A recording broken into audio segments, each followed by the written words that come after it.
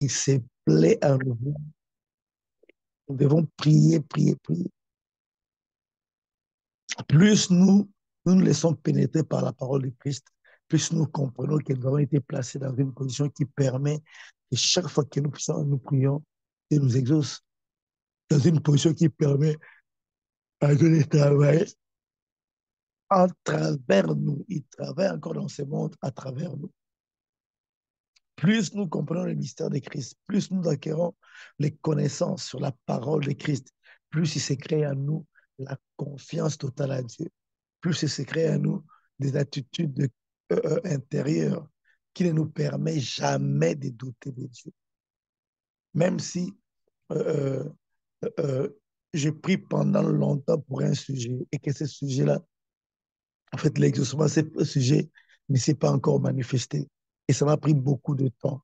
Ça ne veut pas dire que Dieu ne va pas exaucer.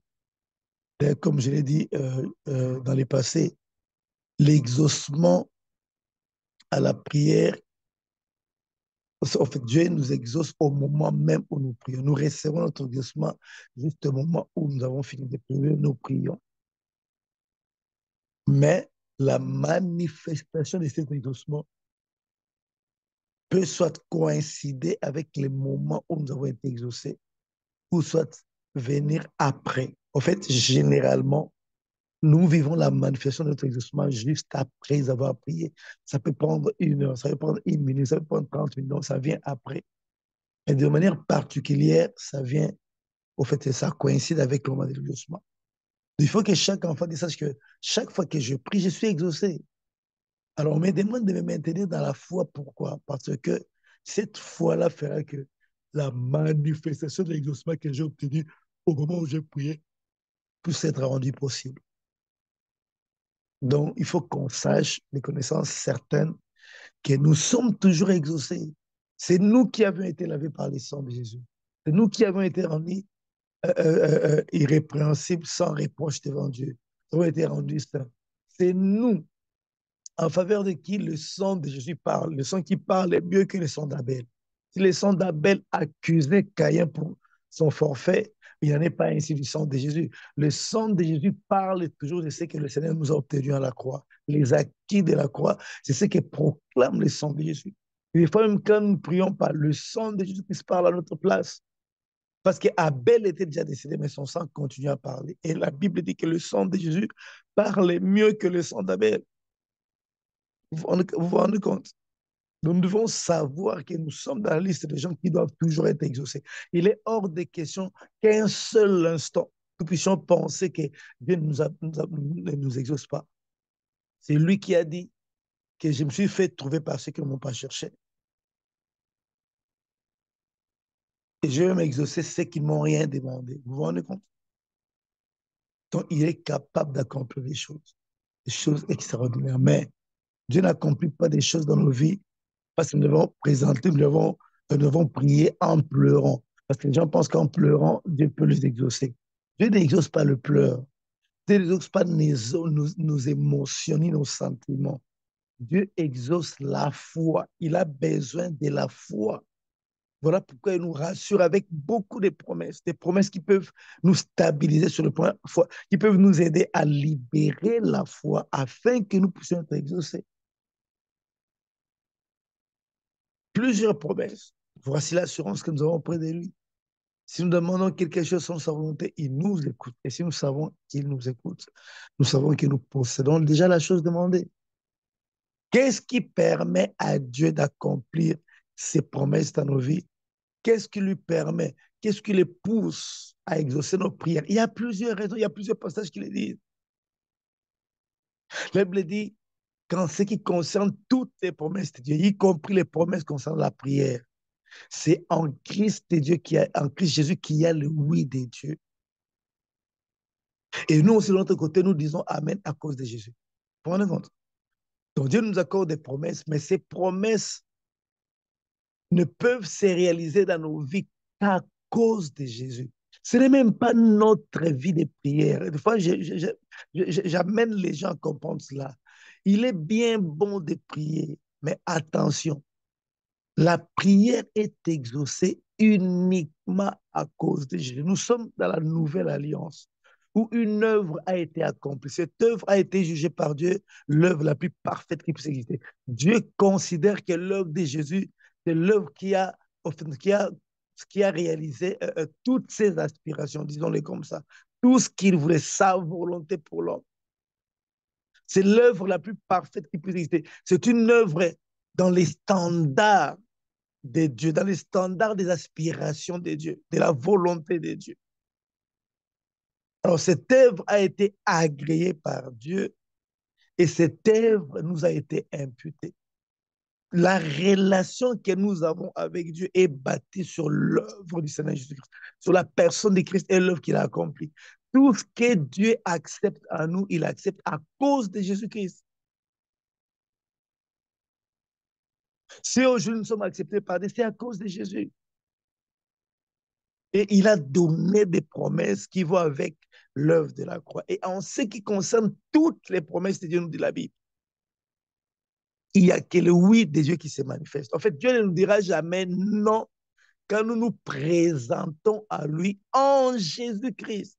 Parce que toutes les promesses de Dieu trouvent leur accomplissement. La raison d'être de leur accomplissement, c'est Jésus. Ce n'est même pas nous. Je me rappelle encore de Pierre guérissant ce paralytique-là qui était connu presque de toute la ville de Jérusalem. Parce qu'il s'est placé dans une porte, devant une porte qu'on appelait la Belle. Et il demandait de l'homme. Mais ce jour-là, les gens trouvent qu'il est en train de marcher. Mais comment il marche? Et quand ils sont renseignés, ils ont appris que c'était Pierre, accompagné de l'apôtre Jean, qui l'ont guéri. Alors, ils ont commencé à voir Pierre et l'apôtre Jean, Pierre et Jean, comment dire, comme s'ils étaient des gens spéciaux sur la terre, comme s'ils étaient, comment dire, euh, des gens spéciaux, disons-les comme ça. Mais Pierre n'a pas voulu que les gens les regardent comme ça parce qu'il savait pourquoi cet homme-là était guéri. Et il tourne vers la foule pour dire à la foule, mais ne nous voyez pas comme si on était spéciaux, on est comme vous. Il n'y a pas de différence entre vous et nous. Mais la chose qui a fait que cet homme puisse être guéri, c'est uniquement la foi au nom de Jésus. Ce n'est même pas notre piété, ce n'est même pas notre, ce qu'on appelle aujourd'hui la sanctification, ce n'est même pas ça. C'est la foi au nom de Jésus. La foi au nom de Jésus, ça veut dire quoi? C'est la foi en ce que Jésus-Christ représente pour nous. C'est la foi aussi en son œuvre. Et son œuvre est tellement parfaite que Dieu ne peut que, utilisons un langage, hein, c'est une faiblesse de langage. Dieu ne peut que fléchir les genoux devant l'œuvre de la croix. Comprenez cette faiblesse de langage. Prenez compte. Donc, tel que nous sommes là, nous sommes appelés à ne jamais penser un seul instant que Dieu ne peut pas nous exaucer. Parce que l'œuvre de Jésus qui nous a été imputée, quand Dieu te regarde, te voit comme Jésus. La Bible déclare, quand Dieu a annoncé la nouvelle alliance, Dieu a annoncé la nouvelle alliance. Il y a plusieurs passages qui annoncent la nouvelle alliance qui sera traitée avec Jésus-Christ en faveur de l'humanité. L'alliance que Dieu traitera avec l'agneau qui viendra sur la terre, l'agneau de Dieu qui ôte le péché du monde pour sauver l'humanité. Je vais prendre un passage, Jérémie chapitre 31, à partir du verset 31. Dieu dit à Israël clairement qu'il avait traité une alliance avec Israël, mais cette alliance n'a pas marché. Parce que le père, en fait, les Israélites n'ont pas respecté les clauses de l'alliance. Mais il traitera encore une nouvelle alliance. Il dit, voici l'alliance que je traiterai avec vous dans les jours à venir. En ces jours-là, dit l'Éternel, j'écrirai mes lois dans vos cœurs. Personne ne dira l'autre connaît l'Éternel. Parce que du plus petit jusqu'au plus grand, tous me connaîtront. Et il rajoute, et je ne me souviendrai ni de vos péchés, ni de vos iniquités. Dieu annonce une alliance qui arrive. Et dans cette alliance-là, le pardon sera éternel. Ce ne sera pas un pardon temporel. Et ce pardon-là sera éternel. Et Dieu, non seulement qu'il pardonnera, mais il n'aura plus conscience que nous avions péché. Rendez compte. Et nous sommes, toi et moi, participants à cette alliance, bénéficiaires de cette alliance. Si nous considérons que nous sommes dans cette alliance, si nous considérons cela, alors nous devons comprendre les péchés du passé, du présent et du futur ont déjà été pardonnés. Et quand Dieu nous regarde, il ne voit aucun péché à nous parce que le sang de Jésus-Christ nous a lavés et nous a présentés devant Dieu comme étant saints, irrépréhensibles et sans reproche. Chacun de nous doit intérioriser ça. Nous n'avons pas besoin de connaître les grandes choses. Non. On a besoin d'abord de comprendre ça et de l'intérioriser. Chacun doit se battre pour être en paix avec lui-même, en paix avec ta conscience, parce que le diable vient s'attaquer à notre conscience avec ses traits enflammés pour faire de sorte que la culpabilité puisse nous envahir et que nous ne soyons pas à mesure d'être performants dans la prière. Je ne sais pas pourquoi beaucoup de gens n'aiment pas le dire. Et l'œuvre de la croix nous a placés dans une position aux yeux de Dieu. J'aime comment l'apôtre Paul présente la chose. Nous avons été lavés, purifiés, sanctifiés. Nous avons été présentés aux yeux de Dieu. Quand Dieu te regarde, il te voit saint, irrépréhensible, sans reproche. J'aime aussi la manière dont l'apôtre qui a écrit l'épître aux Hébreux présente la chose. Il nous présente l'œuvre de la croix comme quelque chose qui a été accompli une fois pour toutes et pour toujours. Cette œuvre ne reviendra. Christ ne mourra pas plusieurs fois. Il est mort une fois pour toutes et pour toujours.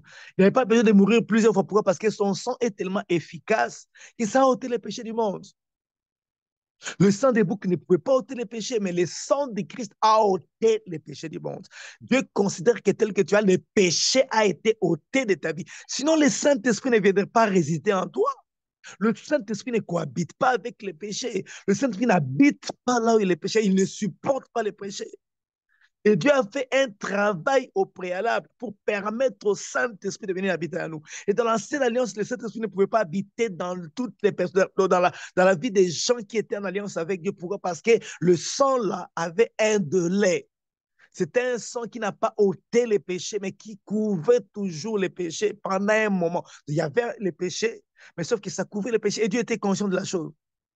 Voilà pourquoi le Saint-Esprit ne pouvait pas venir et habiter en eux. Il venait par moments le saisir. Et puis il partait. Mais à notre tour, avec cette alliance, le Saint-Esprit est venu habiter. La Bible déclare que nous avons été scellés du Saint-Esprit qui avait été promis.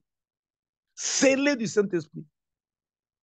Et le mot scellé là, c'est fermé hermétiquement. Donc nous avons été connectés, en fait, liés avec le Saint-Esprit pour toujours. Il habite en toi parce que Dieu considère qu'il n'y a plus de péché en toi. Il a ôté les péchés.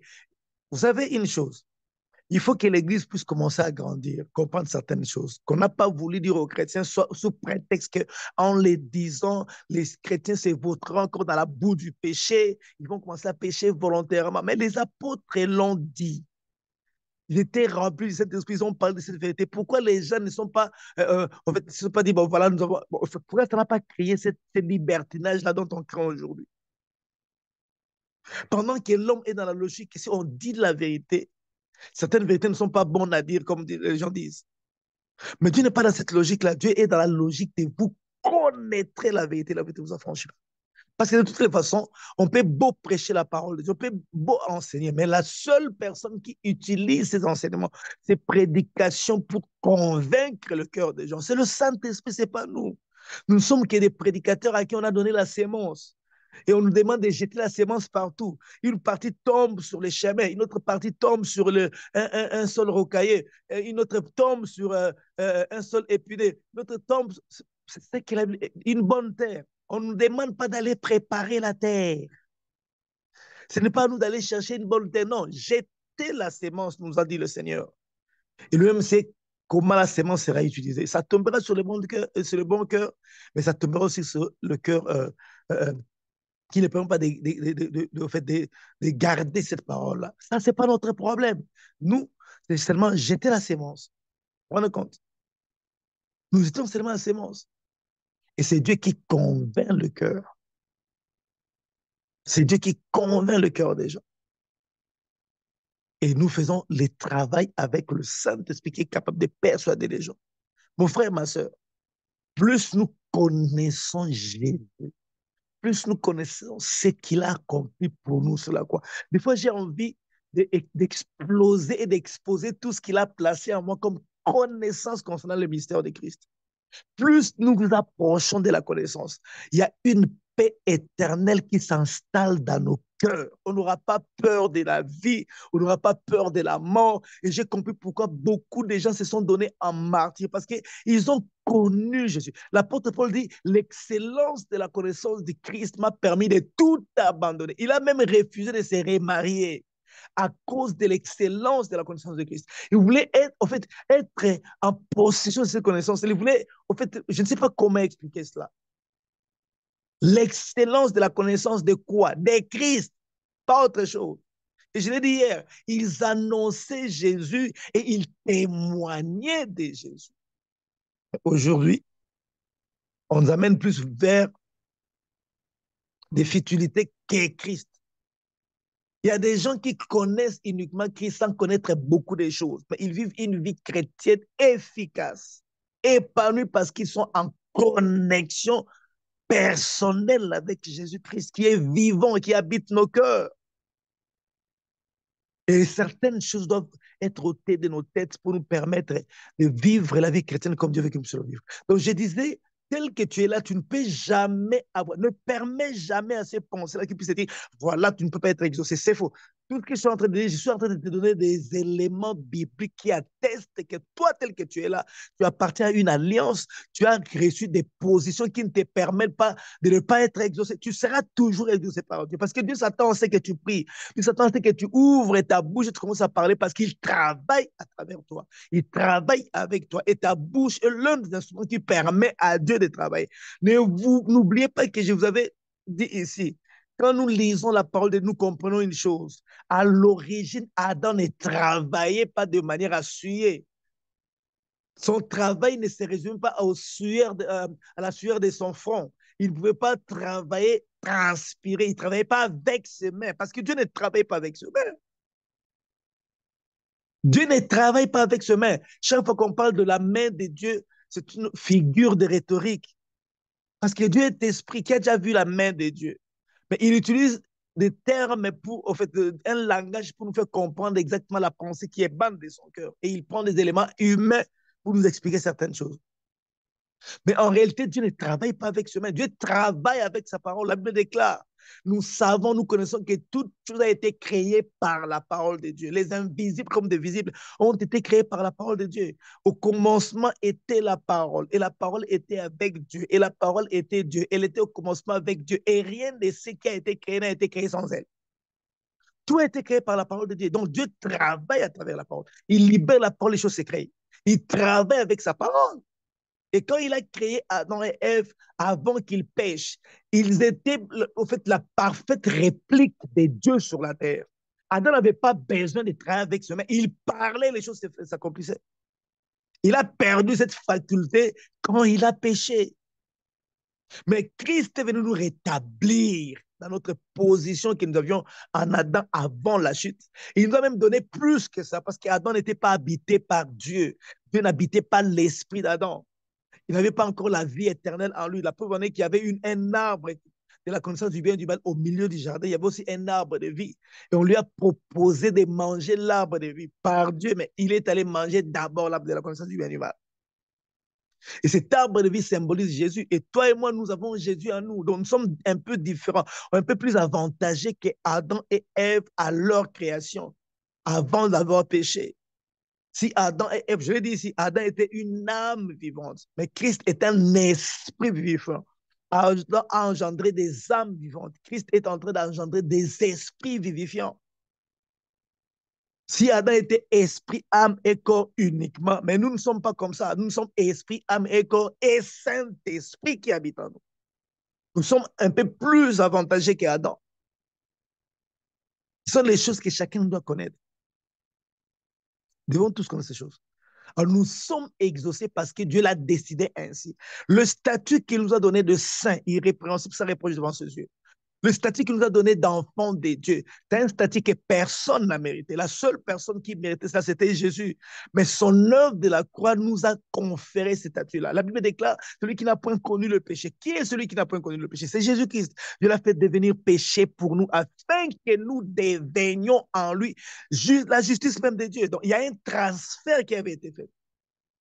Notre état de péché, de condamnation, a été transféré à Jésus et Jésus a pris sa sainteté, sa justice, nous l'a donné. Et depuis ces jours, c'est ça la transaction qui a été faite. Il arrive au tribunal de Dieu. On lui pose la question de savoir qu'est-ce que tu es venu faire ici. Je suis venu plaider la cause de l'humanité. Tu plaides coupable, tu plaides non coupable. Je plaide coupable. Alors, comme tu plaides coupable, sache que la sanction du péché, c'est la mort. Donc, tes clients doivent mourir. Après, il dit non, ils ne doivent pas mourir. Moi, je préfère. C'est la première chose, c'est la première fois que ça s'est fait. Je ne sais pas si ça s'est fait dans la vie courante. Mais l'avocat dit, bon, en fait, je vais une transaction avec vous. Quelle est cette transaction? Je veux prendre la place de mes clients. Au lieu que toutes les punitions qui devaient tomber sur qui doivent tomber sur mes clients tombent sur eux. Ça ne peut pas tomber sur eux, ça tombe sur moi. Moi, je préfère être puni à la place de mes clients et que mes clients ne soient plus jamais punis pour les mêmes péchés pour lesquels je serais puni. Et la transaction a été acceptée. Maintenant, Christ meurt à notre place pour le péché. Non seulement le péché du passé, il est mort pour les péchés du passé, du présent et du futur. Hébreux 9, 12, par son sang, il nous a obtenu une rédemption temporaire, non éternelle. La rédemption, c'est un mot qui s'accompagne de trois actes, trois actes. Le pardon, la bénédiction et la délivrance. Vous vous rendez compte? Donc, si la rédemption est éternelle, le pardon est éternel. Si la rédemption est éternelle, alors la bénédiction est éternelle. Si la rédemption est éternelle, alors la délivrance est éternelle. Et pendant que beaucoup d'enfants de Dieu qui vivent des cauchemars, qui vivent une vie compliquée, s'attendent à ce qu'ils soient délivrés, qu'est-ce que dit la Bible? Jésus-Christ nous a délivrés de la puissance des ténèbres. Pendant que toi, tu attends que tu sois délivré parce qu'on t'a appris que voilà, tu vois les choses que tu vis là dans ta vie, c'est à cause des liens familiaux, c'est à cause des hôtels familiaux, c'est à cause de ça, ça. Tu es dans la logique d'état de délivrance. Tu as déjà été délivré. Ce n'est pas le fait que tu vives ces choses qui vont, en fait, ce n'est pas parce que tu vis ces choses qu'on peut aujourd'hui dire que la parole de Dieu a été sans effet dans ta vie. Non. Ce que Dieu a dit, c'est la vérité absolue. Chacun de nous doit, en fait, se battre pour que son homme intérieur puisse accepter la vérité qui est établie. Donc, on a déjà été délivré. Mais il y a certaines personnes qui vivent déjà leur délivrance. Il y en a d'autres qui ne vivent pas. Alors, si tu constates que la vie chrétienne telle qu'elle est définie dans la Bible, tu n'arrives pas à la vivre, ce n'est pas aller demander à Dieu, Seigneur, donne-moi la vie chrétienne. Non, tu commences à dire, Seigneur, j'ai déjà la vie éternelle à moi. Parce que l'apôtre Jean dit, je vous écris afin que vous sachiez que vous avez la vie éternelle, vous tous qui croyez au nom du Fils de Dieu. Puisque tu crois au nom du Fils de Dieu, tu as la vie éternelle. Et puisque tu n'expérimentes pas cette vie éternelle, tu ne dois pas aller demander à Dieu la vie éternelle. Tu dois juste prendre conscience que la vie éternelle est en toi. Alors tu commences à exiger la manifestation de la vie éternelle en croyant à la parole de Dieu. C'est la même chose avec la délivrance. On a déjà obtenu la délivrance. Tu n'expérimentes pas la délivrance. Ça ne veut pas dire que tu n'as pas été délivré. Tu as déjà été délivré. Parce que la Bible nous fait voir que quand Christ est mort, tu étais ensemble en Christ. Tu étais englobé dans sa vie, dans son corps. Et tu étais mort ensemble avec lui. Tu es ressuscité ensemble avec lui. Tu es monté ensemble avec lui. Tu es assis à la droite du Père ensemble avec lui. Alors, c'est question maintenant d'exiger cette manifestation de ta délivrance. Donc, tu as déjà été délivré. Une personne ne peut pas être délivrée de la situation si elle continue à croire qu'elle est encore liée. D'abord, elle doit accepter le fait de Dieu. Quel est ce fait? Tu as été délivré de la puissance des ténèbres et transporté dans le royaume que Dieu a donné à son Fils. Acceptez d'abord ça. Parce que la foi est une question de ferme assurance d'abord et puis une démonstration par la suite. J'ai une ferme assurance par rapport à ce que Dieu a dit. Et en étant ferme dans mon assurance à ce que Dieu a dit, je finis par voir la manifestation de ma foi. C'est ça la foi. C'est ça la foi en fait. Nous devons être fermes. Et aujourd'hui, je vais encore te dire, parce que je vous prépare à des moments de prière, mais je vais lever certains défis. Je veux que nos pensées soient synchronisées. La Bible déclare quand deux ou trois personnes s'assemblent et s'unissent, en fait, elles regardent dans la même direction. La direction voulue par la parole de Dieu, Dieu finit par leur accorder ce qu'elles demandent. Vous savez, l'unité des pensées, l'unité d'esprit, l'unité de vision, c'est quelque chose de terrible, je vous assure. Parce que quand vous lisez l'histoire de la tour de Babel, Dieu est descendu pour voir ce que faisaient les hommes. Et Dieu a parlé. Et Dieu s'est dit, si je ne descends pas pour les empêcher, ils vont atteindre sûrement leur but. Mais c'était un but maléfique. La Bible dit qu'il construisait une tour qui devait monter jusqu'au ciel pour atteindre Dieu. N'est-ce pas? Mais réfléchissons. Sur le plan physique, tu peux aller au-delà de l'atmosphère. Tu peux aller même dans d'autres planètes. Parce qu'il n'y a aucune une tour qui touche la Lune. Parce que plus la tour doit monter en hauteur, plus ça peut aller jusqu'à la distance de toute la Lune. Mais aucune tour ne peut toucher la Lune. Mais on a vu des sondes aller jusqu'au-delà de la Lune. Mais personne ne peut trouver Dieu. Donc, si on nous dit que c'était une tour, d'abord, c'est une tour, hein, une tour qui était élevée pour toucher Dieu, ça ne peut être que dans les sens spirituels, parce que physiquement, tu peux aller au-delà de la terre. Tu quittes la terre, tu vas même jusqu'à Jupiter, tu ne verras pas Dieu. Il n'y a aucune tour qui peut être construite physiquement qui puisse étendre Dieu. Mais dans cette tour-là physique, il y avait une tour spirituelle. C'était un hôtel. C'est-à-dire, ils ont commencé comment dire, à chercher des principes, à appliquer des principes spirituels qui pouvaient les amener à atteindre Dieu en dehors de la pensée, de la volonté de Dieu. Mais que dit Dieu? Si je ne descends pas pour les confondre, les gens vont réussir leur entreprise. Pourquoi? Parce qu'ils sont unis, ils ont une même vision, ils se sont mis ensemble, ils ont commencé à travailler. Si je ne descends pas pour les disperser, ils vont faire quoi? Ils vont atteindre leur but. Quel était leur but? Atteindre Dieu. Physiquement, non. Spirituellement. Parce que c'est une tour, c'est un hôtel. Donc, il y a eu une concentration comment dire, des formules diaboliques, concentration des pensées sataniques qui leur donnait la possibilité, s'ils sont unis, d'atteindre Dieu. J'étais étonné quand j'ai compris ces pages, mais c'est Dieu qui dit ça. Vous voyez comment, quand les hommes sont unis, peu importe les raisons pour lesquelles ils sont unis, mais quand ils sont unis, ils regardent dans la même direction, ils commencent à travailler. Vous voyez jusqu'où ils peuvent aller. Jusqu'où. Dieu a utilisé ce principe-là, énoncé par diviser pour mieux régner.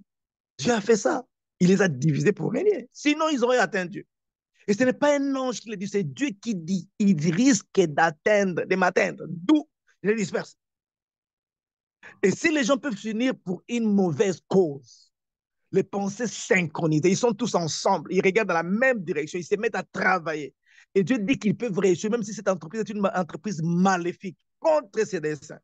Mais à combien plus forte raison les gens qui s'unissent pour les seigneurs, qui regardent dans la même direction, qui se mettent à travailler, ils peuvent faire trembler les mondes. Je dis toujours à mes amis serviteurs de Dieu, à tous les chrétiens que je rencontre, que le diable divise les chrétiens parce qu'il connaît le secret sur l'unité. Et Christ a dit, quand 2 ou 3 personnes s'unissent à mon nom, s'accordent pour demander quelque chose, je leur donne cela. Et puis encore, nous ne demandons pas des choses qui sont en dehors de la volonté de Dieu, nous demandons ce qui est conforme à la volonté de Dieu. Donc, Dieu nous exauce. Si l'Église s'unit aujourd'hui, regarde dans la même direction, la direction voulue par Dieu, les mondes ne tiendraient pas, toutes ces sciences occultes ne tiendront pas. Ça ne tiendront pas parce que nous sommes l'institution à qui le pouvoir a été donné à partir de la terre d'influencer le monde spirituel. C'est que vous liez sur la terre et lié au ciel. J'aime certaines versions, c'est comment cette phrase donne dans certaines versions. C'est que vous interdisez sur la terre est interdit au ciel.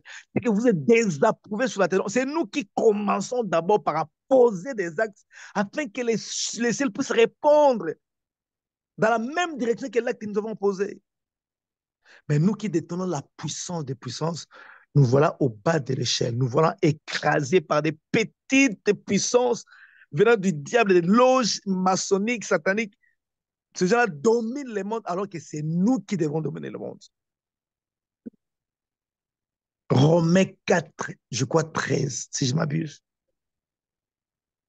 L'héritage du monde a été promis à Abraham et à sa postérité. Il se trouve que toi et moi, nous sommes cette postérité d'Abraham à qui l'héritage du monde a été donné.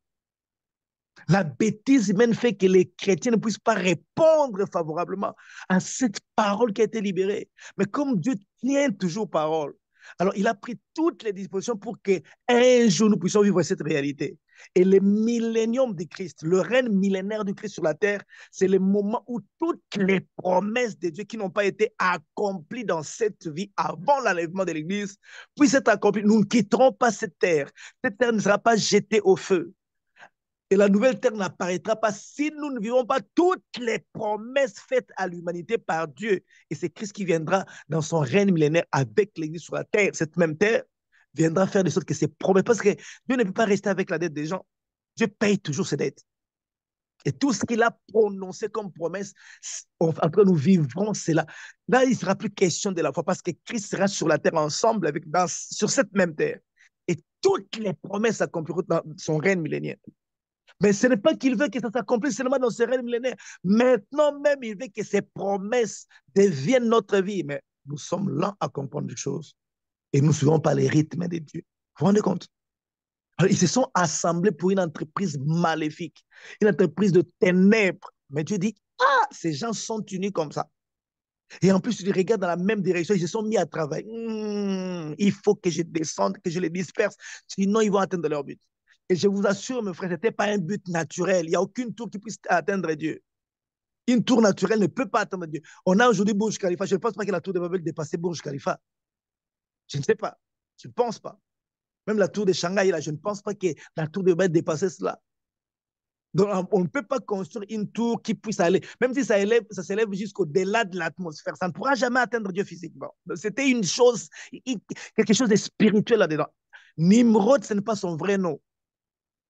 Nimrod, c'est un surnom. Ça veut dire le rebelle. Il avait un nom. Mais la Bible ne veut même pas l'appeler par son nom. La Bible l'appelle par son surnom Nimrod. Et c'est lui qui a réuni le monde entier pour aller construire cette tour de Babel. Vous vous rendez compte? Alors, si les païens peuvent le faire pour des ambitions qui ne sont pas conformes à la volonté de Dieu, pour les baisers, pour les buts qui ne sont pas, qui n'honorent pas Dieu, et Dieu juge qu'ils peuvent atteindre leur but si on ne les disperse pas. Alors, sachant que si nous sommes unis, on a le même pensée, on peut aller loin. Et je suis en train de faire un travail pour préparer nos pensées, pour que chacun de nous sache que, quand nous allons commencer à prier, que chacun sache que il n'y a pas de raison de douter de Dieu. Ça a pris longtemps la manifestation de ton exaucement. Ce n'est pas un problème. Si ça prend du temps, donc tu as encore une raison pour continuer à croire. Parce que la foi ou bien la croyance n'a sa raison d'être que l'absence de ce qu'on nous demande. J'ai besoin d'un téléphone. Puisque je ne l'ai pas, je commence à demander à Dieu. Les jours où j'obtiens mon téléphone, nul n'est besoin que je continue à prier pour ce téléphone parce que je l'ai. Et tant que je n'ai pas encore le téléphone, ça veut dire quoi? J'ai encore une raison pour prier. Ne doutons jamais de Dieu et ne doutons jamais que Dieu ne peut pas, enfin, ne disons jamais, ne croyons même pas que Dieu ne peut pas nous exaucer. Il a travaillé de nos manières à nous placer dans des conditions qui feront qu'à chaque instant, à midi comme à minuit, le matin comme le soir, la nuit comme les jours, à chaque instant, Dieu nous exauce toujours. Parce que quand nous disons Seigneur, nous te bénissons, il regarde, il voit les gens lavés par les sang de Jésus. Ceux sur qui il n'impute plus le péché. L'apôtre Paul dit, errez l'homme à qui le Seigneur n'impute pas le péché. Pourquoi Dieu ne nous impute plus le péché? Parce qu'il nous a imputé l'œuvre la plus parfaite qui puisse exister, l'œuvre de la croix de Jésus. Je ne suis pas parfait. Mais Dieu m'a rendu parfait spirituellement à cause de l'œuvre de Jésus. Et il a décidé de me voir à la lumière du travail accompli par son sang. Dieu ne me verra pas différemment de ce que je suis dans le sang de Jésus-Christ. Dieu me voit à travers les sang. Il a pris la décision. Il sait que j'ai de faiblesses. Il sait que je peux encore broncher. Comme le dit l'apôtre Jacques, nous bronchons tous de plusieurs manières. Il sait, mais seulement il a pris la décision que toi, là, puisque tu es né de nouveau en Jésus-Christ, tu es devenu mon fils, je te donne beaucoup de statuts. Le premier statut, c'est que tu es saint. Le deuxième, c'est que tu es irréprochable. Dieu ne trouve rien à te reprocher. Qu'est-ce que veut dire irréprochable? C'est que Dieu lui-même ne trouve rien à nous reprocher. Non pas parce que nous sommes corrects par rapport à notre comportement, non. Parce que le sang de Jésus nous a lavés et nous a présentés à ses yeux. Et quand il nous regarde, il nous voit irréprochables. Il va encore loin, il nous voit irrépréhensible. Il n'a rien, il ne peut pas te reprendre. Il y a même des gens qui ont un malin plaisir de dire au nez de nouveau qu'il y a une malédiction qui s'attache à leur vie. Dieu est en colère contre toi. Nous ne le disons pas pour encourager les gens à vivre dans les désordres. Les apôtres l'ont dit à l'époque de l'Église primitive. Ils ne disaient pas cela parce qu'ils voulaient envoyer les gens à vivre dans le péché, les pousser à vivre dans le péché, parce que beaucoup de gens pensent que quand vous dites cela, vous créez un certain libertinage. C'est faux. La vérité affranchit les enfants de Dieu. La vérité, c'est comme cette eau-là qu'on jette sur la sémence. Elle doit produire la vie sur les, elle doit produire la vie, ou ça faire croître les sémences que Dieu a plantées. Mais toute sémence qui ne vient pas de Dieu ne bénéficiera jamais de l'eau de la vie. On a vu Jésus-Christ prêcher de son vivant sur la terre en tant qu'être humain. Il prêchait à la foule. Que dit la Bible? Il y avait toujours deux réactions dans la foule. Il y a une partie de la foule qui croyait, il y a une autre partie qui ne croyait pas. Pourquoi? Parce qu'il y a deux sémences différentes. Elles ont été arrosées, mais les sémences qui sont appelées au salut bénéficient de cette eau qui les a arrosées. Elles croient à la parole de Dieu, elles croient en Jésus. Mais l'autre sémence-là qui est livrée ne croit pas. Elle devient incrédule. Alors, quand on jette de l'eau, comme dit la Bible, dans l'Épître aux Hébreux, pour faire croître une sémence, mais on constate que cette sémence n'a pas produit les fruits escomptés. Au contraire, elle a produit des épines. Que dit la Bible? Il ne reste plus rien d'autre à faire. On va prendre la sémence là, cette fois, on la jette au feu parce qu'on lui a donné, on l'a placé dans des conditions qui pouvaient faire de sorte que la vie soit produite, les fruits soient produits, soient produits, mais on a trouvé qu'elle ne produit pas les fruits escomptés. Alors qu'est-ce qu'on fait? On la jette au feu.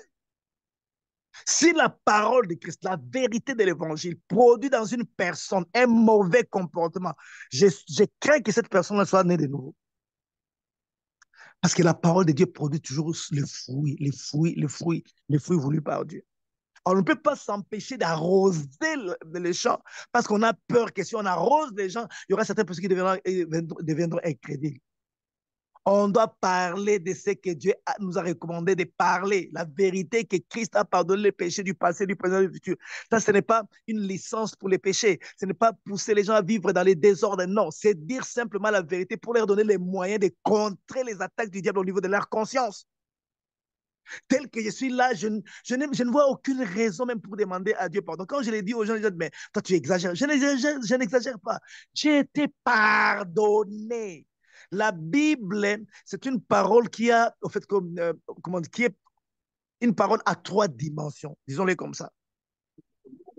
C'est une parole à trois dimensions. Ces effets agissent en fait, à travers trois catégories de personnes. Il y a des bébés spirituels, il y en a des enfants spirituels, il y a aussi des matures spirituels. La Bible dit ceci. Ne vous conformez pas au siècle présent, Romains 12, 1 à 2, mais soyez transformés par les renouvellements de l'intelligence afin de discerner ce qui est bon, ce qui est agréable et ce qui est parfait. C'est ça les trois dimensions de la parole de Dieu. Elle peur dans la dimension de ce qui est bon, de ce qui est agréable, de ce qui est parfait. Ce qui est parfait, c'est pour les adultes en Christ. Ce qui est bon, c'est pour les bébés spirituels. Et ce qui est agréable, c'est pour les enfants spirituels. Vous vous rendez compte? Ce qui est bon n'est pas forcément agréable. Et ce qui est agréable n'est pas forcément parfait. Mais ce qui est parfait est en même temps agréable et bon.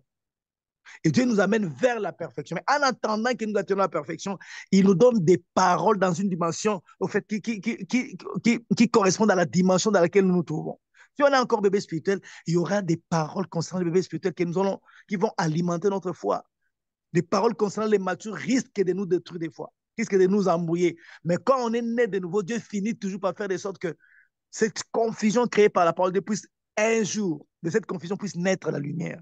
Donc, on est appelé à dire toujours la vérité. D'ailleurs, moi qui vous parle, la plupart des choses que j'ai comprises dans la parole de Dieu, c'est au moyen de confusion que j'ai eu. J'ai lu un passage comme ça crée la confusion. Moi, je me pose des questions. Et en me posant des questions, en priant, Dieu vient me révéler des choses. Et quand j'essaie de confronter cette révélation auprès d'autres pasteurs, leur expliquer, il me dit effectivement, c'est ça. Les gens qui sont les aînés dans la foi. Donc, c'est cette confusion-là qui m'a amené à croître en fait, dans la connaissance de la parole de Dieu. Parce que chaque fois que j'ai trouvé que la parole était contraire à ce que je connaissais, je me mettais à prier, je me mettais à faire des recherches suppose avoir, parce que je me disais, la parole de Dieu ne se contredit pas. C'est moi peut-être qui me comprends mal, ou soit c'est moi qui au fait, c'est la personne que j'ai écoutée, la prédication que j'ai écoutée qui a été mal prêchée. Donc Dieu a toujours raison. La parole de Dieu a toujours raison. La parole de Dieu n'est pas dans la confusion. Ça ne se contredit pas. Et avec cet esprit-là, j'ai commencé à faire des recherches, à poser des questions, à prier. Et des fois, Dieu vient me parler. Et c'est ainsi que j'ai connu beaucoup de choses. Vous vous rendez compte? Alors, nous devons nous mettre à la disposition de Dieu pour être connectés à sa parole qui produit la vie. Alors, cette parole a des dimensions. La Bible dit, par exemple, par ses meurtrissures, nous sommes guéris de toute maladie, n'est-ce pas? Et la Bible rajoute encore, vous célébrerez l'Éternel et il éloignera la maladie. Donc, nous qui sommes dans la connexion avec le Seigneur, la maladie doit être éloignée. Mais vous verrez, la Bible dit, si quelqu'un est malade, qu'on appelle les anciens de l'Église, qu'il prie pour lui. Et quelque part, c'est comme si c'est contradictoire. Comment on peut me dire quelque part que Christ est la guérison? Christ a éloigné la maladie. Si la maladie est éloignée, comment moi je peux tomber malade? Les microbes de la malaria ne se trouvent pas dans mon environnement. Comment je peux attraper la malaria? C'est comme si la Bible se contredit. Or, la Bible ne se contredit pas. Selon les contextes, quand on lit la Bible par rapport au contexte, elle ne se contredit pas. Mais quand on ne veut pas comprendre les contextes, c'est alors qu'on trouve qu'il y a comme une contradiction. Alors, dans les contextes, c'est quoi? Il y a des paroles appropriées pour les bébés spirituels. Ce sont des vérités qui les amènent à la foi, qui alimentent leur foi. Je peux donner un autre exemple. La Bible dit, le malheur ne s'approchera jamais de ta tente. Psaume 91. Mais quelque part, il est dit, les malheurs atteignent souvent le juste. Vous voyez, c'est comme s'il y a une contradiction. Mais Dieu l'en délivre toujours. Mais pourquoi Dieu donne toutes ces promesses-là, ces paroles-là? Parce qu'il sait qu'il y a certaines personnes qui pensent que le malheur peut m'atteindre, mais quand je vais invoquer l'Éternel, il va me délivrer. Alors pour ces catégories de personnes, cette vérité de l'Évangile, de la parole de Dieu, fonctionne avec cette catégorie de personnes. Mais il y a d'autres personnes qui disent, non, non, non, nous, on veut les parfaits. Nous, on ne veut pas ces choses-là. Christ est mort à la croix. Il a déjà payé la condamnation de tous nos péchés. Et la maladie, toutes ces choses-là sont les conséquences de la condamnation du péché. Si j'ai été libéré de la condamnation du péché, donc je ne peux pas expérimenter ces choses-là. Alors, puisque la Bible déclare que le malheur ne s'approchera pas de ma maison, alors moi, j'active ma foi. Je ne veux pas que le malheur s'approche de ma maison. Et de telles personnes finissent par vivre les fruits de leur foi, de leur croyance à la parole de Dieu, et les malheurs ne les atteignent plus. Donc, il n'y a pas de contradiction. C'est question de contexte, c'est question de niveau. Et Dieu ne veut pas que nous demeurons bébés. Il veut que nous allons jusqu'à atteindre la maturité spirituelle. Donc, il n'y a pas de contradiction dans la parole de Dieu. Mais retenir les vérités de l'évangile parce qu'on a peur que si on les dit, on l'a dit plutôt, on la proclame, alors les gens seront plongeurs dans le péché. Ça, c'est une bêtise. Une plante arrosée par l'eau de la vie doit produire les fruits attendus par Dieu. Si elle ne produit pas le fruit, c'est qu'elle n'est pas cette plante-là à qui a été destinée cette eau de vie. Donc, cette plante doit être jetée au feu. Donc, n'ayons pas peur de dire la vérité parce que ça va secouer les gens. Je vais vite des gens être secoués dans la Bible. Les Corinthiens étaient secoués par la vérité de l'évangile. À un certain moment, ça a secoué l'église de Corinthe. Il y a eu certaines permissions au péché qui n'existaient pas. Et l'apôtre Paul les a réprimandés. Parce qu'il y avait l'ivraie à Corinthe. Beaucoup d'ivraie d'ailleurs. Et l'ivraie est toujours agitée quand l'eau de la vie est répandue sur le champ. Vous vous rendez compte? Mais la sémence de Dieu finit par produire le fruit. Une vie, la vie nouvelle est nourrie par la parole de Dieu. Oh là là, j'ai beaucoup parlé déjà. C'est déjà 50, on est déjà 5h50. Il faut que je m'arrête ici.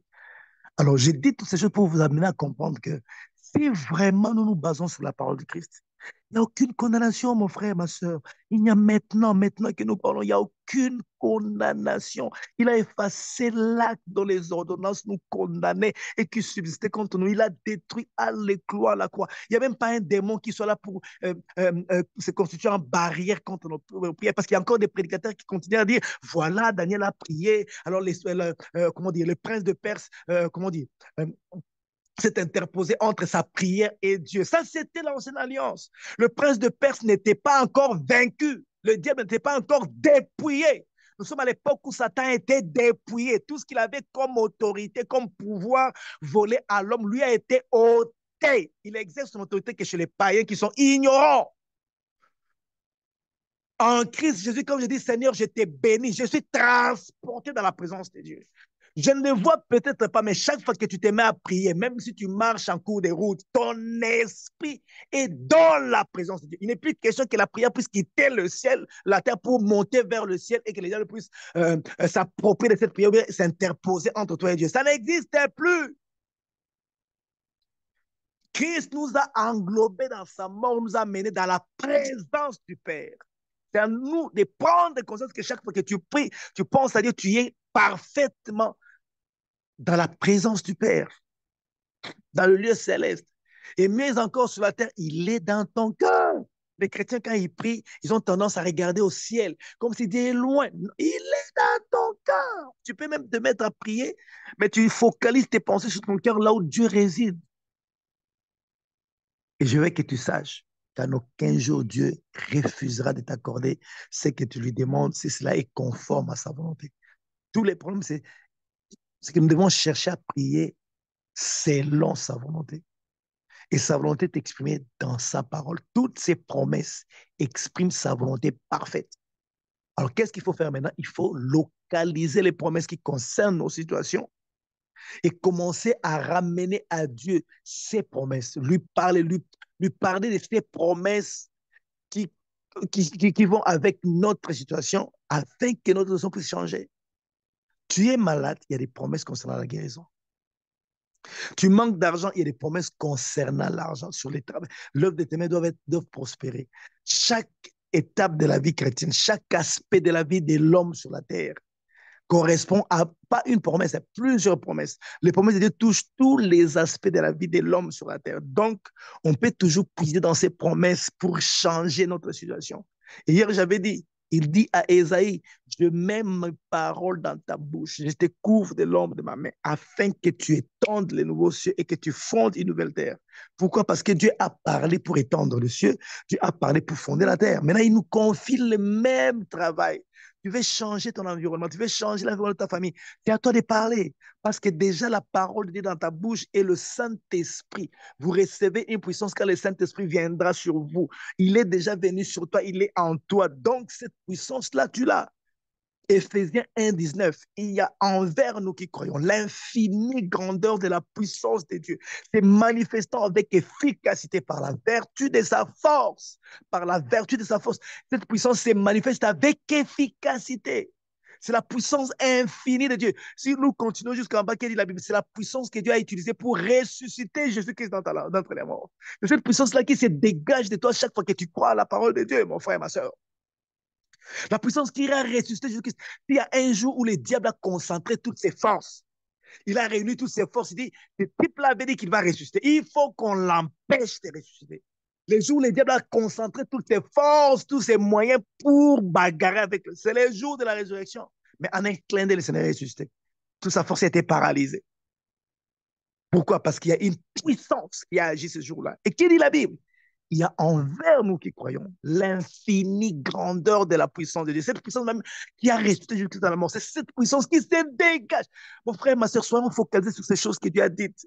Ça va libérer en nous une grande foi, une foi qui terrorise les ténèbres, une foi qui met en déroute les armées étrangères, une foi qui renverse les royaumes, qui détruit les hôtels.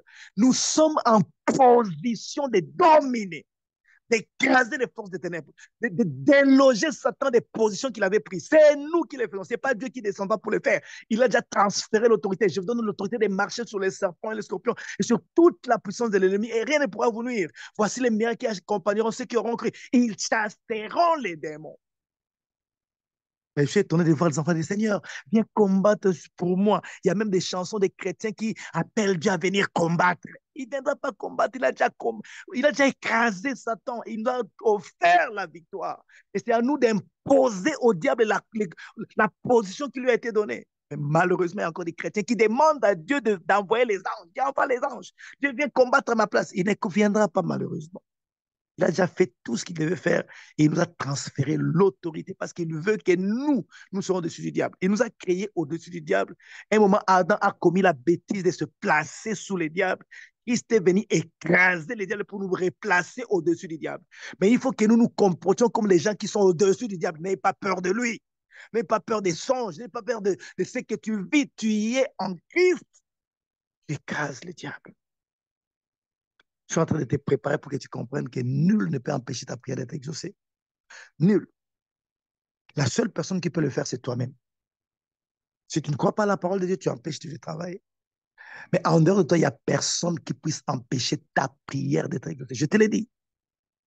Il n'y a personne qui puisse empêcher la manifestation de ton exaucement. Je te l'ai dit aujourd'hui. Parce que les positions que tu occupes ne le permettent pas. Ne le permettent pas. Dieu te chérit tellement. Il t'a placé dans des conditions qui feront qu'il n'écoute pas le diable. Vous vous rendez compte? Christ a travaillé de manière à ce que Dieu n'écoute plus jamais le diable. Il allait nous accuser tout le temps auprès de Dieu. Mais avec l'œuvre de la croix, il lui est impossible d'aller nous accuser. Qui accusera les élus de Dieu? Personne, la Bible dit. Qui les condamnera? Même le juge qui devait nous condamner s'est mué en avocat. Pourquoi tu peux m'accuser auprès de mon avocat? Il faut être fou, bête pour aller m'accuser auprès de mon avocat. Il prendra parti pour moi. Et le tribunal a été déclaré incompétent. Mais aujourd'hui, on continue à bourrer les chrétiens des paroles qui ne leur permettent pas de libérer la voix parce qu'ils se sentent encore coupables et ils jouent les jeux du diable, ces gens qui disent ces choses. Parce que ça permet aux très enflammés du diable d'envoyer contre notre conscience, au fait, Dieu établir une certaine culpabilité en permanence, alors que Dieu veut qu'ils ne sont jamais coupables. J'ai envie de parler, alors qu'on devait prier. Est-ce qu'on peut prier pendant les quelques minutes qui nous restent? Si vous pouvez encore m'accorder 5 minutes de plus, s'il vous plaît.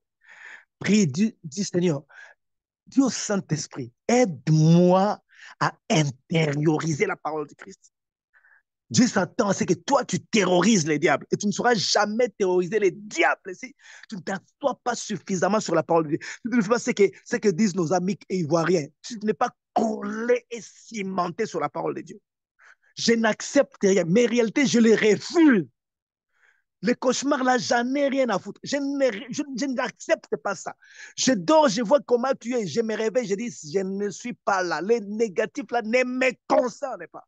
On m'a placé dans une position qui ne permet pas au diable de me toucher. D'ailleurs, j'ai été placé au-dessus de lui. C'est moi qui marche sur sa tête et sur toute sa puissance. Le contraire n'est pas possible dans l'imagination de Dieu, dans la pensée de Dieu, dans les contes. Cette histoire n'existe pas. Ça n'existe que chez les chrétiens qui ne veulent pas s'accrocher à la parole de Dieu. Dis au Saint-Esprit, Saint-Esprit, aide-moi à intérioriser la parole de Christ.